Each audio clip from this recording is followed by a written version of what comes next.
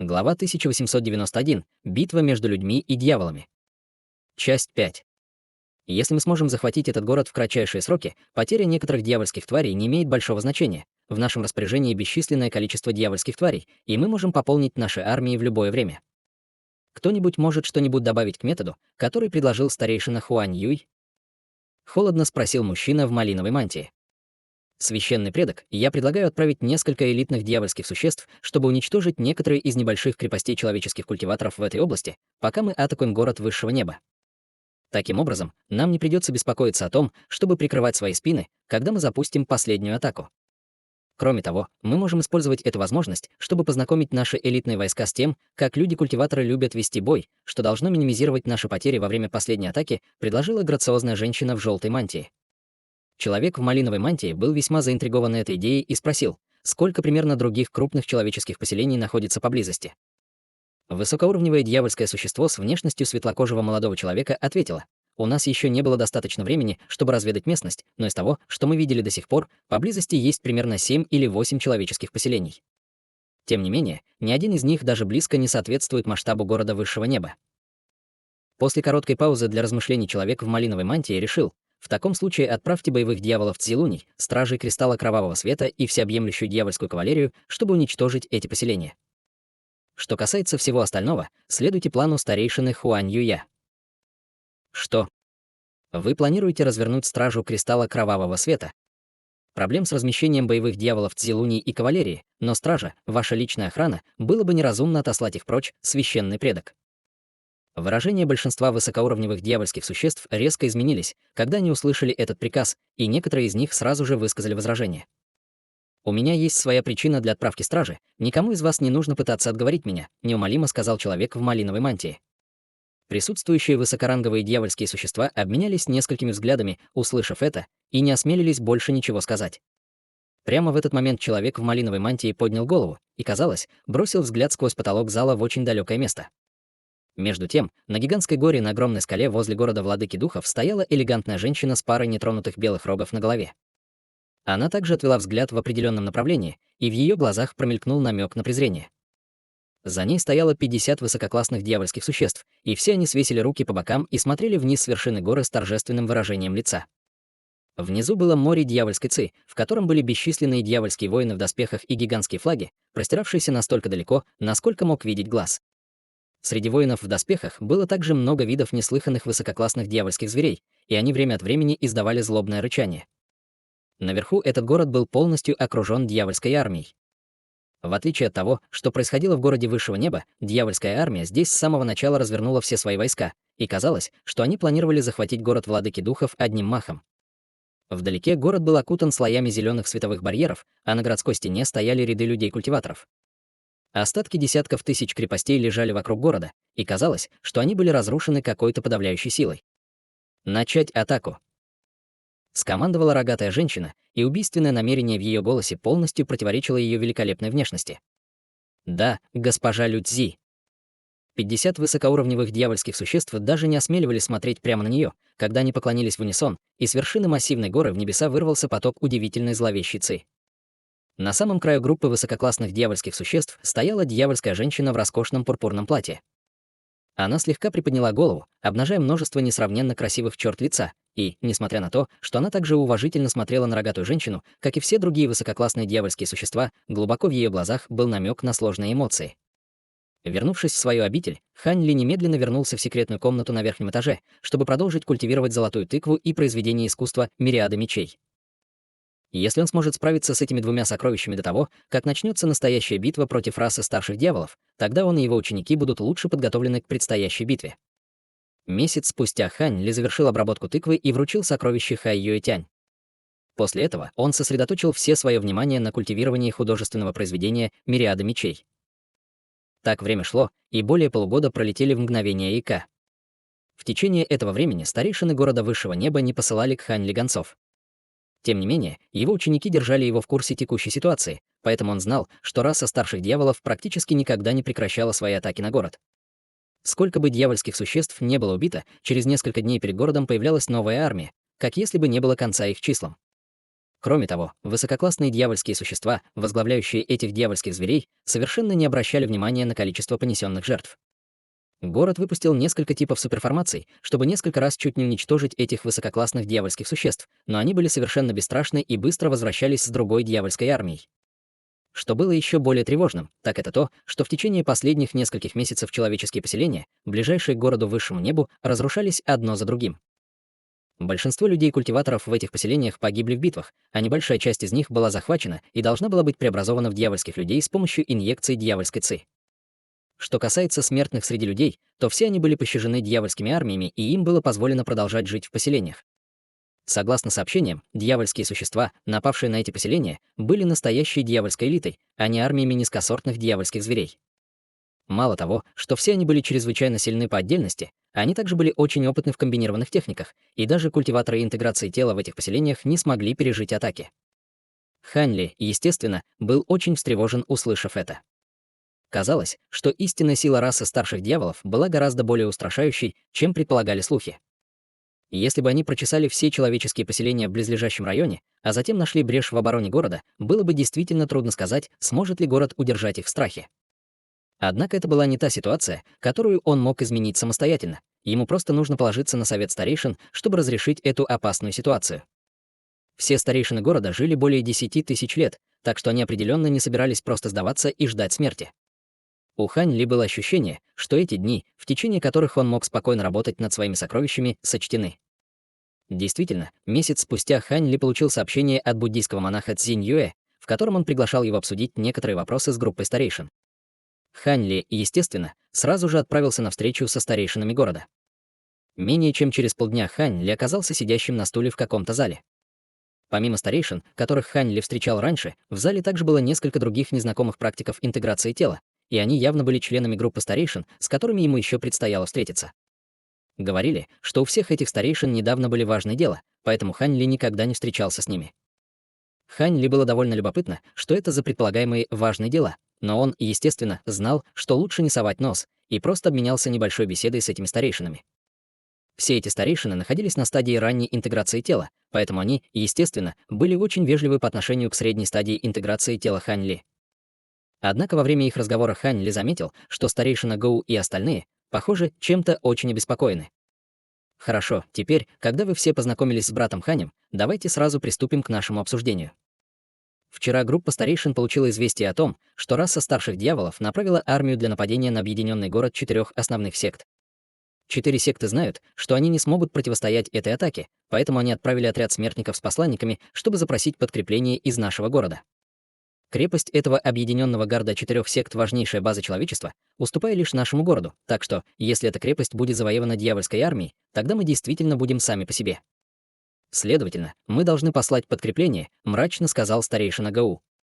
Буддийский монах Цзинь Юэ и другие тоже помрачнели, увидев это, и брови Хань Ли слегка нахмурились, а на лицах новых старейшин появилось выражение удивления. Похоже, они тоже только что узнали об этой новости. Брат Гоу, разве небесной секте не удавалось несколько раз вынудить расу старших дьяволов отступить и даже серьезно ранить нескольких высокоуровневых дьявольских существ? Как ситуация так быстро ухудшилась? Настойчиво спросил старейшина с красным лицом. 4 основных секты вместе образуют чрезвычайно мощную силу, с которой нужно считаться, и воздвигнутому ими небесному городу может не хватать оборонительной доблести по сравнению с нашим городом, но он определенно не будет сильно отставать. Причина, по которой ситуация внезапно ухудшилась, в том, что раса старших дьяволов внезапно направила более 10 высокоуровневых дьявольских существ одновременно, чтобы атаковать город, а затем обманом заставила великих старейшин 4 основных сект выйти из города, прежде чем начать скрытую атаку.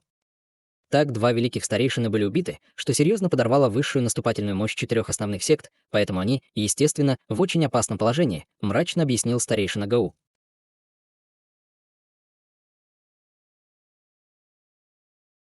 Глава 1892. Битва между людьми и дьяволами. Часть 6. Понятно. Я полагаю, вы собрали всех нас здесь, чтобы обсудить, как мы должны их укрепить, кивнул краснолицый старейшина. Действительно. Небесный город — единственное крупное человеческое поселение рядом с нашим городом, поэтому мы должны спасти его. Город смог пережить все последние дьявольские бедствия, и в этом случае все, что им действительно нужно, это несколько культиваторов высокого уровня, чтобы пополнить ряды великих старейшин, которых они потеряли, вздохнул старейшина Гау. Итак, вы предлагаете, что все, что нам нужно, это отправить несколько культиваторов в стадии интеграции тела, размышлял буддийский монах Цзинь Юэ с задумчивым выражением в глазах. Именно об этом я и думаю. В конце концов, наш город является конечной целью для дьявольской армии. Нам необходимо спасти небесный город, но в то же время мы должны убедиться, что не попадем в ловушку, когда слишком много наших сил будет отвлеченно на подкрепление к ним. Небесный город не испытывает недостатка в учениках низкого и среднего уровня, и сам город также обладает мощной оборонительной доблестью. Все, что нам нужно сделать, это послать 2 или 3 культиватора интеграции тела, чтобы укрепить их. Таким образом, мы сможем помочь им справиться с этой опасной ситуацией, а также убедиться, что мы не слишком ослабляем свои собственные силы, ответил старейшина ГУ, явно заранее подумав подробно об этом вопросе. Выслушав предложение старейшины ГУ, все старейшины, естественно, начали обсуждать свои варианты, но, в конце концов, было решено, что предложенный старейшиной ГУ план действий был наиболее осуществимым. Однако затем все старейшины начали спорить о том, кого послать для укрепления небесного города. Вы хотите, чтобы пошли я и товарищ Дао Сьюи и... Я не думаю, что это хорошая идея. Дело не в том, что я не хочу рисковать. Как вы знаете, я в настоящее время курирую очень важное дело, и я не могу уйти в такой решающий момент, сказал седовласый мужчина средних лет, нахмурив брови. Старейшина Гоу только что предложил ему и еще одному старейшине пойти в небесный город, и он без колебаний отказался. Я уверен, что вы знаете, чем я занимался, брат Гоу. Мои пилюли небесного аромата также находятся на решающей стадии своей переработки, и если я уйду сейчас, все мои предыдущие усилия пропадут даром. Другой старейшина, предположительно старейшина Юй, тоже отказался, покачав головой. Тогда как насчет брата Цинь и брата Лэя? Старейшина Гоу повернулся к другой паре старейшин, нахмурив брови. В ответ на лицах обоих старейшин появилось неохотное выражение. Боюсь, тогда мы зашли в тупик. Товарищ Даос Цзинь Юэ, я и другие ответственны за надзор за обороной города высшего неба, поэтому мы, конечно, не можем уйти, сказал старейшина Гоу, на его лице появилось недовольное выражение. Я готов отправиться в путешествие, брат Гоу. Я дружу с феей Лин из секты Небесного Суверена, поэтому я буду счастлива оказать им свою помощь, внезапно сказала фея Серебряного Света. Это было бы здорово. Я уверен, что вас встретят там с распростертыми объятиями. Однако отправить вас одну будет мало, мы должны послать с вами хотя бы еще одного человека. Старейшина Гоу был приятно удивлен решением феи Серебряного Света стать добровольцем, и он рефлекторно перевел взгляд на Хань Ли, когда говорил. Хань Ли внутренне вздохнул, увидев это. Он знал, что, скорее всего, не сможет избежать этой задачи, поэтому тоже вызвался добровольцем. Я также хочу совершить поездку в небесный город. С тех пор, как я приехал в город высшего неба, я до сих пор ничего не сделал, и это был бы шанс для меня стать полезным. Благодарю вас, брат Хань. Вы культиватор среднего этапа интеграции тела, и когда-то вы сражались на равных с культиватором позднего этапа интеграции тела, поэтому я уверен, что с вашей помощью проблемы небесного города скоро исчезнут. Старейшина Гоу был в восторге от того, что Хань Ли взялся за это задание. Хань Ли улыбнулся и ответил, «Небесный город — очень важное человеческое поселение, поэтому будет правильно, если я внесу свой вклад, чтобы помочь ему в трудную минуту. Кажется, ситуация не терпит отлагательств, так можем мы с феей отправляться уже завтра». Несмотря на то, что во время этой поездки в небесный город ему придется столкнуться с высококлассными дьявольскими существами, никакие дьявольские существа, кроме священных предков, не смогут представлять какую-либо угрозу для нынешнего Хань Ли, поэтому, хотя он знал, что его ждет некоторый риск, в его сердце не было страха. Так было бы лучше всего. Однако раса старших дьяволов уже отключила дальнюю телепортацию, и телепортационные образования в городе не смогут доставить вас двоих прямо в небесный город, поэтому нам придется отправить вас к ближайшему секретному месту телепортации. Оттуда вам придется пролететь оставшуюся часть пути до города, извиняющимся тоном сказал буддийский монах Цзинь Юэ. Все в порядке, с братом Ханем и моими способностями, я уверена, что оставшаяся часть пути не слишком задержит нас, небрежно сказала фея Серебряного Света, и Хань Ли тоже не увидел в этом проблемы. Таким образом, приняв эти меры, все остальные старейшины почувствовали облегчение и начали обсуждать стратегии противодействия атакам расы старших дьяволов, которые становились все яростнее и яростнее. Однако, несмотря на огромное богатство знаний и опыта старейшин, они были совершенно ошеломлены этими армиями бесчисленных низкоуровневых дьявольских зверей. Несмотря на то, что город высшего неба подготовил поразительный запас духовных камней, более 10% этого запаса было исчерпано бесчисленными формациями, расставленными вокруг города. Это не казалось большой проблемой, пока кто-то не подумал, что, согласно прошлым условностям, дьявольская скорбь обычно длится более 100 лет. Не прошло и года с начала этой дьявольской скорби, как же старейшины могли не волноваться? Хань Ли внезапно улыбнулся и сказал, «Не нужно слишком беспокоиться об этом, товарищи даосы. Даже если зверей у них великое множество, я уверен, что на поиски приручения этих тварей уйдет много усилий и ресурсов расы старших дьяволов. Вдобавок ко всему, им определенно будет непросто привести этих дьявольских тварей в наш мир духов. В конце концов, несмотря на сопротивление, сила нашего царства значительно ослабла, некоторая ее часть все еще остается, и для расы старших дьяволов должно быть чрезвычайно большим бременем перевозить такое количество низкосортных дьявольских тварей между мирами, иначе они бы просто захлестнули нас с самого начала, а не прилагали все эти усилия, чтобы проверить нашу защиту. Мы, естественно, знаем об этом, но это дьявольское испытание действительно жестче, чем мы ожидали, и мы не знаем, хватит ли ресурсов в нашем городе высшего неба, сказал старейшина Гоу с кривой улыбкой. По сравнению с уже появившимися армиями дьявольских зверей и высококлассными дьявольскими существами, меня больше беспокоит то, сколько священных предков старшей дьявольской расы смогут спуститься в наше царство, сказала фея Серебряного Света мрачным голосом. «Что вы имеете в виду, фея Серебряного Света?» — спросил Ханли. В прошлом, как только прошла примерно половина бедствия, сила нашего царства больше уже не могла предотвратить нисхождение истинных тел священных предков в мир духов, но по какой-то причине лишь немногие из них могли спуститься в наше царство при каждом дьявольском несчастье. В прошлом мы могли держать этих священных предков в страхе, объединив усилия с другими существами великой стадии вознесения из близлежащих рас, но, видя, что это дьявольское бедствие куда опаснее, чем предыдущие, количество священных предков, которые спустятся в наше царство, вполне возможно, также может быть увеличено. Их не должно быть слишком много. Если в нашем царстве одновременно появляется более 10 священных предков, тогда наша человеческая и раса демонов определенно будут разгромлены, объяснила фея Серебряного Света. Старейшина Гэу совсем не удивился словам феи Серебряного Света. Вместо этого в его глазах вспыхнул холодный свет, когда он сказал: «Мы с товарищем Даосом Цзинь Юэ в прошлом действительно разработали теории о том, почему это так, но Святой Остров должен был принять контрмеры для такого сценария. Все мы должны подготовиться как можно лучше». Выражение лица феи Серебряного Света немного смягчилось, когда она услышала это, и после короткой паузы она сказала: «Это правда. На Святом острове есть много людей огромной мудрости из наших двух рас. Видя, как они смогли предсказать, что это дьявольское несчастье будет отличаться от предыдущих, я уверена, что они подготовили меры для разрешения ситуации. В таком случае я пойду, чтобы подготовиться к завтрашней поездке в Небесный город». Старейшина Гоу и остальные, естественно, согласились с этим соглашением. Вскоре после того, как она ушла, Хань Ли тоже ушел, сославшись на ту же отговорку. Менее чем через полдня Хань Ли вернулся в свою пещерную обитель, прежде чем немедленно вызвать Хай Юйтяня и Цилин Цзы.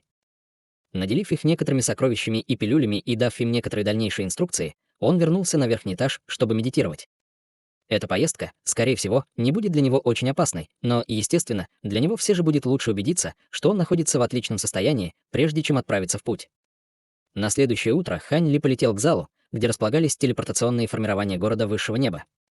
Несколько часов спустя его встретила женщина в белом халате и маске, стоящая возле зала. Хань Ли приземлился рядом с ней, прежде чем обхватить кулак ладонью в знак приветствия. «Извините, что заставил вас ждать, товарищ Даос». «Вовсе нет, брат Хань, я тоже только что прибыла». «Идем», — равнодушно ответила фея Серебряного Света. Таким образом, они вдвоем пробрались в зал, где их уже ждали несколько охранников. Как только они вошли в зал, охранники тут же почтительно отсалютовали им, а их лидер сказал: «Мы уже подготовили телепортационную формацию, и место, куда вы будете телепортированы, будет примерно в месяце пути от города. Чтобы сохранить это место телепортации в секрете, оно не использовалось с начала дьявольской скорби, поэтому, пожалуйста, позаботьтесь о том, чтобы место телепортации не было раскрыто». «Вы говорите, что мы можем телепортироваться прямо в тыл расы старших дьяволов?» — спросила фея Серебряный Свет холодным голосом, приподняв бровь. Сердце охранника дрогнуло, когда он услышал это, и он поспешно объяснил: «Расположение места телепортации чрезвычайно секретно, так что этого не должно быть. Я всего лишь констатирую очень маловероятную гипотетическую ситуацию». «Нет ничего плохого в формации телепортации, не так ли?» — спросил Хань Ли спокойным голосом. «Определенно нет, мы только что проверили ее не так давно», — уверенно ответил охранник. «Пока телепортационная формация в порядке, даже если на другой стороне будет засада, мы с товарищем Даосом Серебряного Света сможем позаботиться о себе. Немедленно подготовьте телепортационную формацию», — проинструктировал Хань Ли.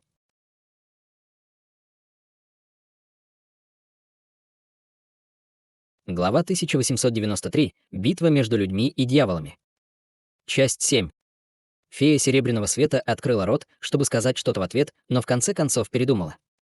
Таким образом, охранники немедленно приступили к действиям и поспешно начали активировать телепортационную формацию. Фея Серебряного Света первой вышла в центр массива, а Хань Ли последовал за ней со спокойной улыбкой. Через несколько мгновений из телепортационной формации под ногами раздался жужжащий звук, и вокруг них вспыхнул белый духовный свет. Затем духовный свет стал еще ярче, и они оба исчезли на месте. С точки зрения Ханли, все вокруг него внезапно стало размытым и нечетким.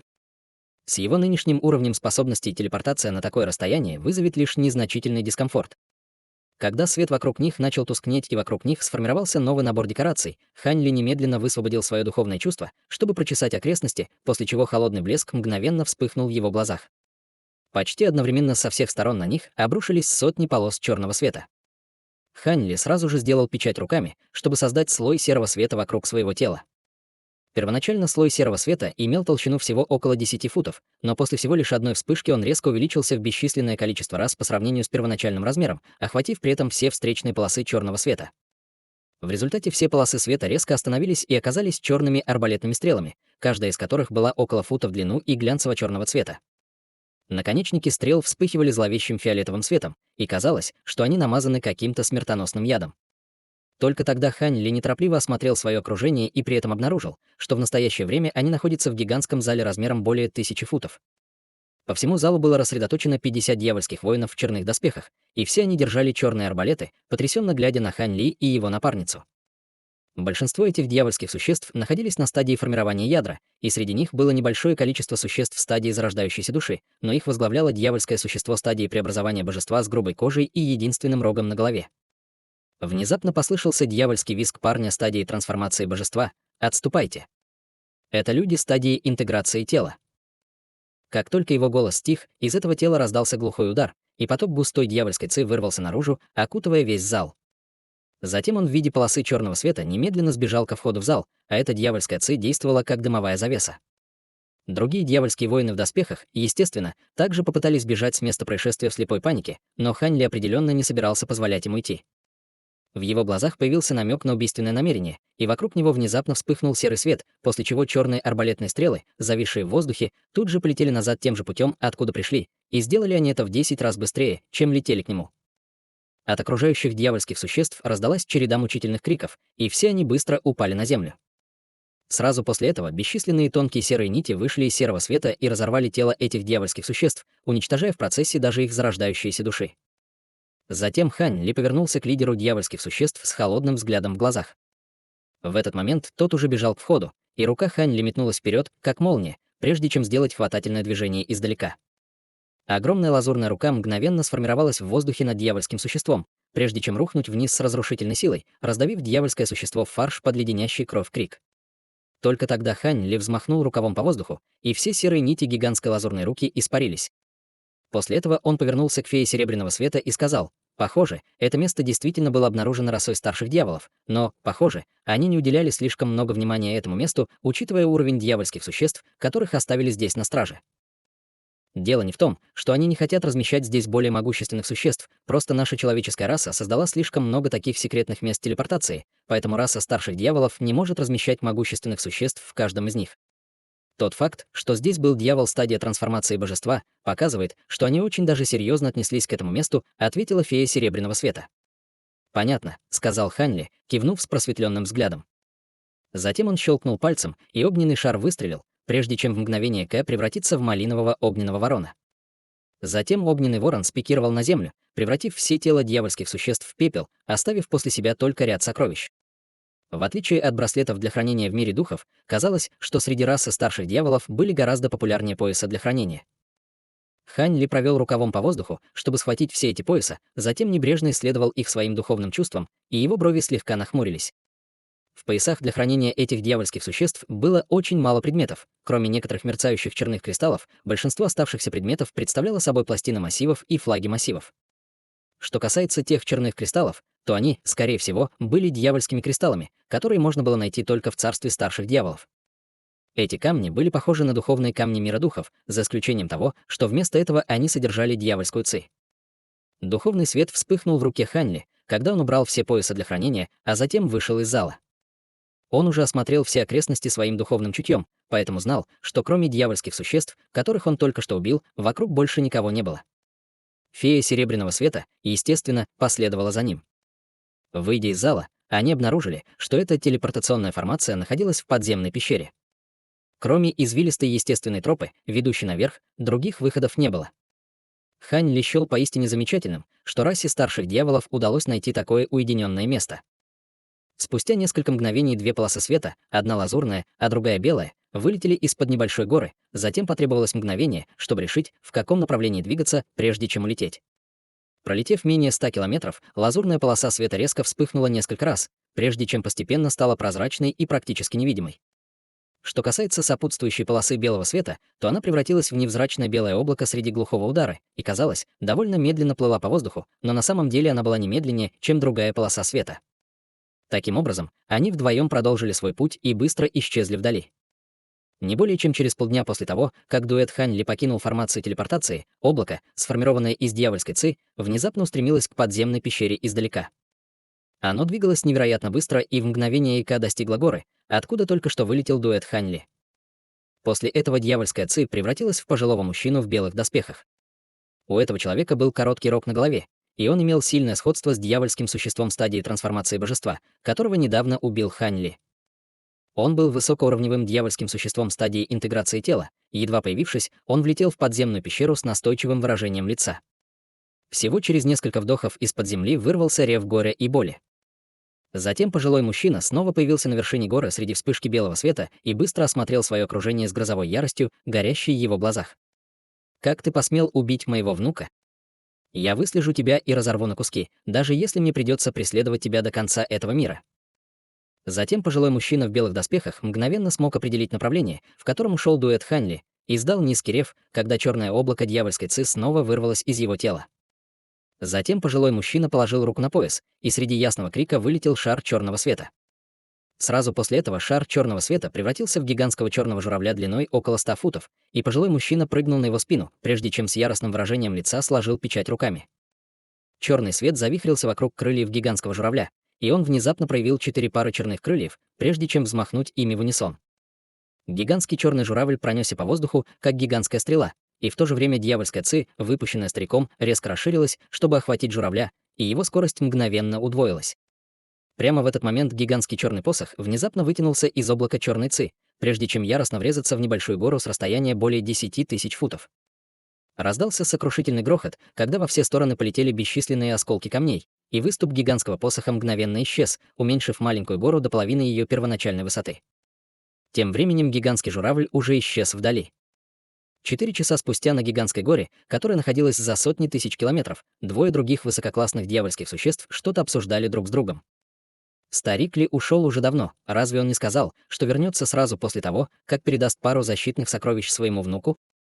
Чего он так долго? Если он задержит то, что мы здесь делаем, мы должны будем ответить перед священным предком Сюэ-Гуаном, нетерпеливо сказала высококлассное дьявольское существо с синими дьявольскими отметинами по всему лицу. Нет необходимости быть таким нетерпеливым, лорд Лан. Старик Ли не из тех, кто не знает своих приоритетов, и, скорее всего, он уже на обратном пути. Этот его внук — его единственный прямой потомок, так что нормально, что он уделяет ему много внимания, небрежно сказала другое высококлассное дьявольское существо с несколькими мясистыми щупальцами вокруг рта.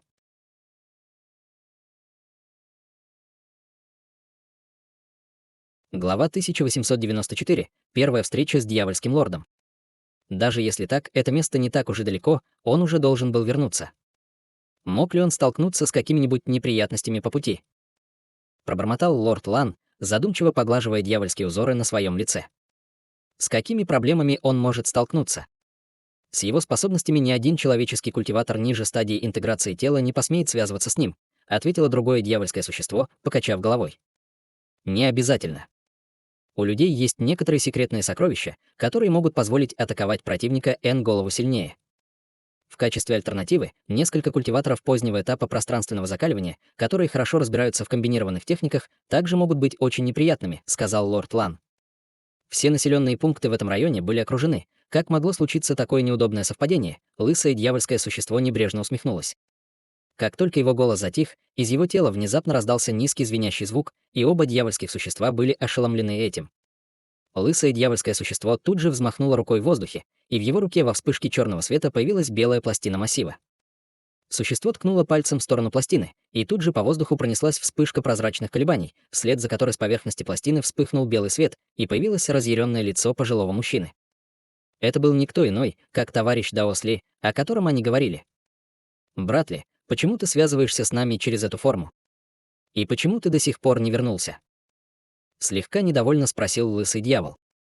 Выражение лица лорда Лана немного смягчилось, когда он увидел, что пожилой человек жив и здоров, но затем в его глазах появился и намек на неудовольствие. «Мы взяли с собой не так много дьявольских камней и иллюзий, чтобы эта пластина массива могла израсходовать, так что вам лучше иметь вескую причину, чтобы связаться с нами». Моего внука недавно убили люди-культиваторы, и сейчас я преследую преступника. Однако весьма вероятно, что среди них есть культиватор интеграции тела, поэтому я не смогу отомстить за себя. Мне нужно, чтобы вы двое помогли мне. Взамен я готов отдать вам половину всего, что получу во время этого священного жертвоприношения, сказал пожилой мужчина с убийственным намерением, вспыхнувшим в его глазах. Откуда вы знаете, что замешан человек-культиватор на стадии интеграции тела, брат Ли? Удивленно спросил лысый дьявол. Я уже был на месте, где был убит мой внук и его подчиненные, но там не было затяжной ауры, предполагающей, что произошла битва. Культиватор пространственного закаливания никак не мог этого сделать, так что преступник вполне вероятно является культиватором интеграции тела, объяснил пожилой мужчина. Ясно, это кажется вполне правдоподобным. Вы знаете точное количество этой группы людей-культиваторов, брат Ли? Торжественно спросил лорд Лан. Да, я мог ощутить остаточную ауру только 2 людей, ответил пожилой мужчина. В таком случае мы втроем определенно должны позаботиться о них, но проблема в том, что на наших плечах лежит важная обязанность. Если что-то пойдет не так, пока мы охотимся на этих людей, тогда священный предок не будет счастлив, нерешительно сказала лысое дьявольское существо. Эти люди стадии интеграции тела определенно здесь, чтобы противостоять нашей священной расе. Если мы сможем убить их и помешать их планам, то священный предок только вознаградит нас за наши усилия. Кроме того, может быть задействован только один культиватор интеграции тела, и мы втроем можем даже сразиться с кем-то на пике стадии интеграции тела, так что риск практически отсутствует. Что скажете? Помимо половины всего, что я получу во время этого священного жертвоприношения, я также отдам вам мой гнилой усик Зойся, сказал пожилой мужчина сквозь стиснутые зубы. Лысое дьявольское существо очень соблазнилось, услышав это. Вы действительно должны жаждать отомстить, если предлагаете даже такое драгоценное сокровище. В таком случае я, безусловно, готов протянуть вам руку помощи. Что скажешь, брат Лан? Лорд Лан тоже был весьма соблазнен этим предложением, но он пока осторожно спросил: «Друг Даос Ли, вы уверены, что преступников всего 2?» В глазах пожилого мужчины появился намек на ярость, но он силой подавил ее и холодно фыркнул. Ты сомневаешься в моих способностях, товарищ Даос Лан? Если их больше 2, то я не буду заставлять вас сражаться вместе со мной. Хорошо, это все, что мне нужно было услышать, мы немедленно присоединимся к вам. Убедитесь, что вы не позволите этим 2 людям-культиваторам сбить вас со следа, брат Ли, сказал лорд Лан со слабой улыбкой. Эти 2 убили моего единственного прямого потомка. Если они вдруг не окажутся на другой стороне королевства, им никак не удастся сбежать от моей секретной техники слежения, уверенно сказал пожилой мужчина. Сразу же после этого из пластины массива вспыхнул белый свет, и изображение лорда Ли внезапно исчезло. Он отключил связь со своего конца. Хе-хе, мне было интересно, почему он так долго. Я думаю, это понятно. Если бы кто-то убил моего единственного прямого потомка, я бы тоже обязательно поймал виновных и пытал бы несколько лет, прежде чем убить, сказал лысое дьявольское существо, холодно усмехнувшись. На наших базах культивирования практически невозможно иметь много потомков, поэтому мы, естественно, должны уделять больше внимания нашим существующим потомкам. К счастью, у большинства из нас довольно много потомков, и ситуация товарища Даоса Ли довольно необычная. Неудивительно, что он так разгневан и готов предложить такое большое вознаграждение за нашу помощь, тоже с улыбкой сказал лорд Лан. Если это всего лишь 2 человека-культиватора, то не должно быть никаких проблем, давай немедленно отправимся в путь. Возможно, мы сможем лишить этих 2 людей некоторых могущественных сокровищ, намекнул лысый дьявол. Жадность сверкнула в его глазах. Конечно, мы уже согласились помочь брату Ли, поэтому, естественно, мы должны сделать все, что в наших силах. Вперед! Пока он говорил, вокруг лорда Лана потрескивали голубые дуги молний, и его руки внезапно превратились в пару мясистых синих крыльев. Мало того, что крылья были пронизаны синими костяными шипами, вокруг них вращались бесчисленные дуги молний, создавая очень угрожающее зрелище. Он взмахнул крыльями, и в быстрой последовательности раздалась череда ударов грома, когда он растворился в воздухе синей дугой молнии. Когда он появился снова, он был уже в нескольких тысячах футов. Увидев это, лысое дьявольское существо провело рукавом по воздуху, выпустив красный шар света, который превратился в малиновое облако, которое быстро окутало все его тело. Затем малиновое облако устремилось вперед, преследуя дугу молнии среди вспышки красного света. Двое из них исчезли вдали в мгновение ока, а тем временем, на другом конце, Лортли не собирался останавливаться, чтобы дождаться их. Вместо этого он применил секретную технику, которая еще больше увеличила его скорость. Благодаря своей секретной технике родословной он мог временно выследить преступников, но было ограничение по времени. Вдобавок ко всему, если люди, которых он преследовал, обнаруживали, что что-то не так, или использовали бы телепортационную формацию, чтобы телепортироваться прямо за пределы его сенсорного диапазона, тогда он терял свои цели. Таким образом, прежде чем он догонит их, он не собирался допускать самоуспокоенности. В любом случае, его подкрепление было в пути, поэтому, даже если он не смог бы убить свои цели, ему просто нужно было задержать их, пока не прибудут его товарищи. Помня об этом, он продолжал лететь по воздуху с пылающей яростью в сердце. В этот момент Хань Ли все еще направлялся к небесному городу с феей Серебряного Света, совершенно не обращая внимания на тот факт, что его преследуют. Из-за того, что он не участвовал в битве и не спасался бегством, его скорость полета, естественно, была намного ниже, чем у 3 дьявольских лордов, преследующих его. Со временем расстояние между ними, естественно, постепенно сокращалось. День и ночь спустя, когда Хань Ли и фея Серебряного Света обсуждали вопросы, касающиеся 4 основных сект в небесном городе, выражение лица Хань Ли внезапно изменилось, когда он провел рукавом по воздуху. Немедленно появилась короткая серебряная линейка, прежде чем превратиться в гигантскую проекцию линейки длиной более 100 футов, а затем рассечь воздух позади него. Огромный черный посох мгновенно появился из ниоткуда, и 2 сокровища столкнулись в оглушительном грохоте. Появился шар пронзительного света, и вспыхнула вспышка удивительных колебаний, угрожающих обрушить все окружающее пространство. Фея Серебряного Света испуганно вышла из своего белого облака, прежде чем повернуться к месту, откуда возникли колебания с оттенком недоумения в глазах. Глаза Хань Ли слегка сузились, когда он спокойно взмахнул рукой в воздухе, и короткая серебряная линейка пронзила пространство, прежде чем снова появиться в его руке. В этот момент все колебания окончательно исчезли, и вдалеке появился рогатый пожилой мужчина.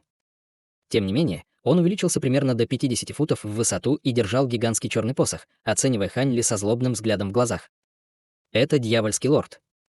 Тревога в глазах феи Серебряного Света стала еще более выраженной после того, как она направила свое духовное чувство на пожилого мужчину. Затем она немедленно сложила печать руками, и из ее тела появилась пара серебряных крючков. На одном из крючков было выгравировано изображение белого полумесяца, а на другом — малинового солнца. Как только появилось оружие, в близлежащем районе мгновенно вспыхнуло бесчисленное количество звезд, что ясно указывало на то, что это пара необычайных сокровищ. Хань Ли оценил пожилого мужчину и резко ударил себя ладонью в грудь, не произнеся ни слова.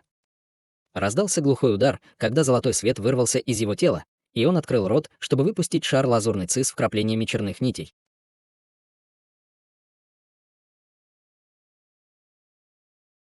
Глава 1895. Битва с 3 дьяволами. Часть 1. Понятно, вы, должно быть, связаны с одним из дьявольских существ, которых я убил ранее, верно? Только секретная техника родословной, подобная этой, могла бы установить на мне метку слежения без моего обнаружения. Однако ваше психическое состояние было слишком нестабильным, и это позволило мне заметить ваш знак родословной. В противном случае я, возможно, не смог бы обнаружить ваше присутствие, сказал Хань Ли с улыбкой, взмахнув рукавом по воздуху, выпустив серебряный огненный шар, который испепелил лазурный шар ци в ничто. Вы с вашей базой культивирования должно быть довольно важная фигура в расе старших дьяволов, верно? «Назовите нам свое имя», — сказала фея Серебряного Света, когда в ее глазах промелькнул намек на намерение убить. Я Лортли, подчиненный священного предка Сюэгуана. Вы убили моего внука, так что я разорву вас на куски и буду мучить ваши души, пока они не распадутся.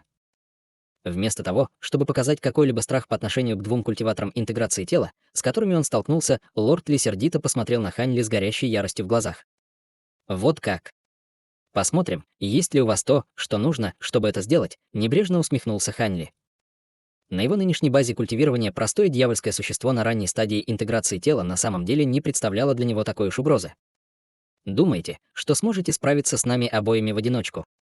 Нет нужды тратить время на слова. Брат Хань, этот дьявольский лорд созрел для убийства, ледяным голосом сказала фея Серебряного Света, после чего 2 серебряных крюка перед ней превратились в бесчисленные выступы серебряных крюков, которые вырвались вперед массивной волной. Увидев это, на губах Хань Ли появилась слабая улыбка. Фея Серебряного Света сказала именно то, что он думал, и он поднял руку, чтобы снова взмахнуть серебряной линейкой в воздухе. Вспыхнул пронизывающий серебряный свет, и проекция линейки длиной в несколько сотен футов снова вылетела вперед, достигнув пожилого человека в мгновение ока, прежде чем рухнуть с разрушительной силой. Лорд Ли издал низкий рев, увидев это, и резко взмахнул своим черным посохом в воздухе, создав бесчисленные выступы черного посоха, которые сформировали вокруг себя непроницаемый барьер. Проекция серебряной линейки была отражена этим барьером, а затем рассыпалась под действием какой-то особой силы, совершенно не способная пробить защиту пожилого человека. В этот момент также прибыли бесчисленные выступы-крюки, но все они быстро исчезли среди вспышек серебряного света при соприкосновении с барьером из выступов посоха. В конце концов, два серебряных крюка были вынуждены вернуться к своей первоначальной форме, и выражение лица феи серебряного света слегка помрачнело, когда она увидела это. Она немедленно переключилась на другую печать рук, и два серебряных крюка внезапно взлетели в воздух, как две полосы серебряного света, прежде чем исчезнуть на месте. В следующее мгновение по всему небу пробежали сильные колебания, и вся ци мирового происхождения в радиусе нескольких десятков километров была сметена. Бесчисленные красные и белые руны мгновенно вырвались из воздуха, а затем сошлись в два гигантских шара света, один белый и один красный, каждый из которых был размером около акра. Шар белого света был совершенно тих, в то время как шар красного света непрерывно грохотал, и они оба рухнули сверху. Лорд Ли был весьма встревожен видом этих двух разрушительных световых шаров, и он снова взмахнул своим посохом в воздухе, после чего посох внезапно превратился в порыв яростного черного ветра, который в бешенстве устремился к двум светящимся шарам, выглядя так, как будто он собирался насильно прорваться сквозь них. Однако именно в этот момент Хань Ли внезапно потер руки, и серебряная линейка в его руках внезапно исчезла без всякого предупреждения. В следующее мгновение позади лорда Ли вспыхнул слабый серебряный свет, и серебряная линейка бесшумно появилась перед тем, как пронестись по воздуху, как вспышка серебряной молнии. Лорд Ли был застигнут врасплох, его тело мгновенно окутало несколько слоев серебряного света. Он издал яростный рев, когда черный свет вырвался из его тела в попытке прорваться сквозь слои серебряного света, но он явно не смог бы быстро это сделать. В этот момент яростный порыв черного ветра, сформированный посохом, столкнулся с шарами света наверху, и раздался сокрушительный грохот, заставивший все небо непрерывно дрожать. Затем черный ветер внезапно превратился в пару одинаковых гигантских столбов, которые яростно вонзились в два шара света. Шары света рассеялись, но из них появился первозданный полумесяц и палящее малиновое солнце. Эти двое излучали ослепительный свет, и они временно захватили две гигантские колонны, которые вонзились в них. Лорд Ли яростно дергал колонны своими мощными руками, но они не поддавались, они как будто укоренились в луне и солнце. Увидев это, на лице Хань Ли появилась холодная улыбка, и он указал пальцем на лорда Ли.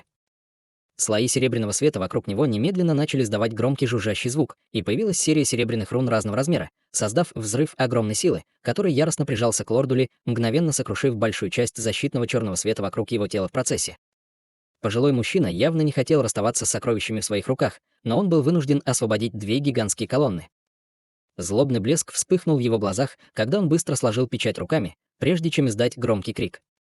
Затем последовала удивительная сцена. Его массивное тело вдруг снова начало резко раздуваться, и из его плеч выпячивались два шара плоти.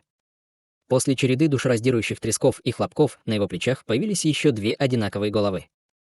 В то же время из его спины вылезли еще 4 шара плоти, которые во вспышке черного света превратились в две пары рук. Пожилой мужчина в мгновение ока превратился в дьявольское существо с 3 головами и 6 руками. Кроме того, из его тела вырвалась яростная черная дьявольская ци, а его аура стала более чем в 2 раза мощнее, чем была изначально. Таким образом, его способности на ранней стадии интеграции тела выросли примерно до средней стадии интеграции тела. После этой трансформации на всех 3 лицах лорда Ли появилось злобное выражение. Он перевернул свои 6 рук, и 6 черных дьявольских мечей появились, а затем выпустили бесчисленные черные нити, которые вырвались вперед, как гигантская сеть. Слои серебряного света вокруг него были мгновенно разрезаны на бесчисленные кусочки, и выражение лица Хань Ли слегка изменилось, увидев это, и он сразу же махнул рукой в воздухе. Разбитые осколки серебряного света начали собираться и восстанавливаться, но во время этой доли секунды тело лорда Ли вспыхнуло, и он исчез. В следующее мгновение в нескольких сотнях футов вспыхнули волнения пространства, и вновь появился лорд Ли. Как только он появился, он издал громоподобный рев, и на его теле появилась серия черных дьявольских узоров. Сразу после этого он увеличился еще больше до более чем 1000 футов в размере, а затем взмахнул 6 руками по воздуху. 6 гигантских мечей, которыми он владел, исчезли во вспышке черного света, но его гигантские руки протянулись, как 3 пары маленьких гор, причем 2 из них тянулись к Луне и Солнцу, а еще 2 тянулись к Хань Ли и Фее Серебряного Света. Тем временем его оставшиеся 2 руки быстро наложили серию печати руками. В то же время две головы на его плечах закрыли глаза, а затем начали что-то напевать, пока вокруг них кружились черные руны. Солнце и луна, образованные серебряными крюками, были довольно сильными, но перед лицом Лордали, который стал значительно сильнее, они больше не могли продолжать фиксировать пару гигантских черных посохов на месте. Таким образом, два посоха выстрелили в воздух, прежде чем приземлиться в руках Лордали, после чего они объединились в один и снова превратились в один гигантский черный посох. Почти в то же мгновение Хань Ли почувствовал, как небо перед глазами померкло, и гигантская черная ладонь мгновенно достигла его. Хань Ли оставался совершенно спокойным и собранным, когда золотой свет вращался вокруг его тела. Он вытянул ладонь из рукава, которая превратилась в гигантскую золотую руку, протянувшуюся сквозь воздух.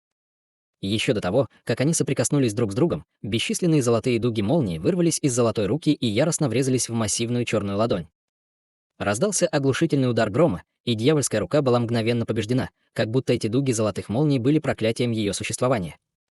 Напротив, фея серебряного света не осмелилась атаковать в лоб. В тот момент, когда дьявольская рука была готова коснуться ее, она превратилась в легкий ветерок, который тут же исчез, оставив дьявольскую руку ударить по пустому воздуху.